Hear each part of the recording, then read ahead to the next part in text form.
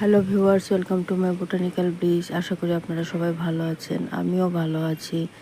এই যে দেখুন, আমার ড্রাগন গাছের অনেক ফল পেকে গেছে। আমি এর আগে ফুলের পরাগরেণু করার ভিডিও দিয়েছিলাম। এই যে সব ফলের আকারও বেশ বড় হয়েছে। আর 2-3 দিন পর এগুলো হারভেস্ট করব।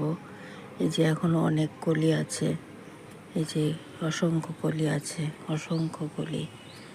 এই যে দেখতে পাচ্ছেন, এই যে ছোট ছোট কুড়ি আছে, ছোট ছোট কুড়িও আছে।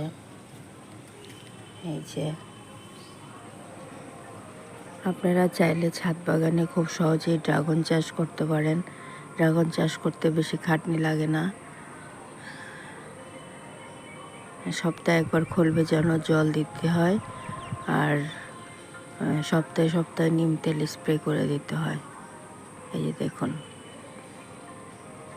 আমার মতো আপনারাও এভাবে ড্রাগন চাষ করতে পারেন।